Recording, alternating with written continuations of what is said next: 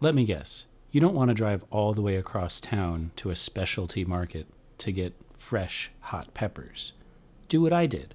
I used dried chili peppers. These are Japanese chili peppers, to be exact.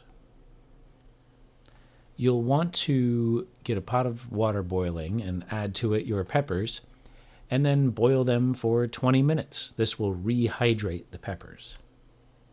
Making sure to put a lid on the top. Next, cut up some shallots, mushrooms,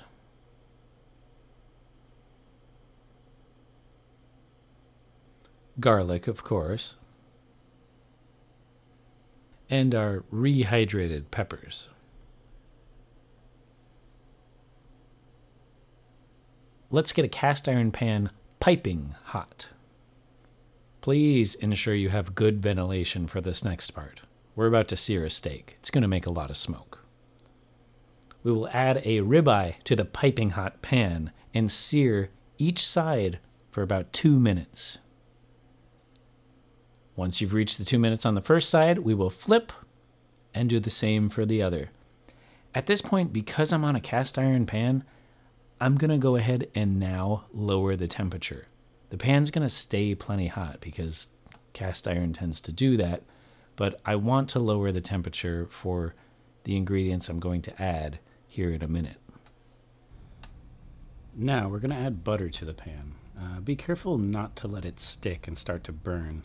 I like to keep it moving at first. This pan is still pretty hot. If it browns, hey, that's okay with me. While the butter is in the pan, I'm going to go ahead and flip that steak maybe once or twice more, just to help coat the surfaces. Again, the temperature is much lower now, so we're not going to be overcooking the steak at this point.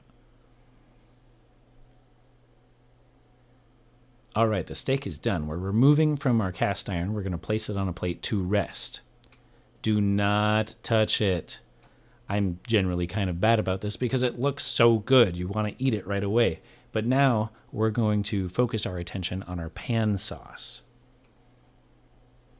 All right, so to our pan that has this extracted beef fat and butter that we left in it, we are going to add our garlic and shallots. Now, we want to let these things brown up not for very long, maybe a minute. Next, we add our mushrooms. Notice how they really soak up all the fat that was in the pan almost immediately. That means they're going to have all that flavor at the end. Of course, there's the star of the show, our rehydrated Japanese chili peppers. I've decided to use just this much. I don't want to overdo it, but I'm going to save the rest and use them for something else later. We want to brown this for about 5 minutes or so. Browning accomplished. Let's move on to the next thing. I'm going to use some rice vinegar, add that to the pan. And I'll follow that with chicken broth.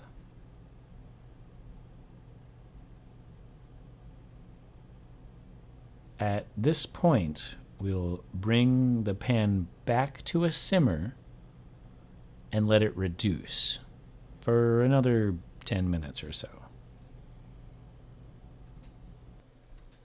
I decided kind of last minute I'd throw in a sprig of thyme. Notice I tied it up with kitchen twine. I highly advise this. This way you don't have to fish out each individual strand later in the process.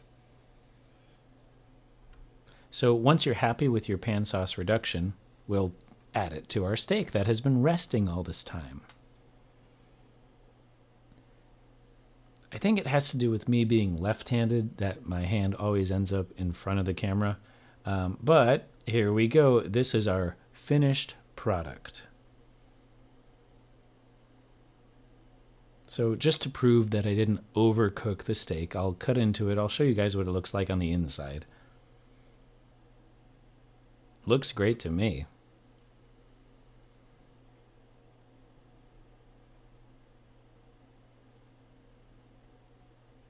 For quality's sake,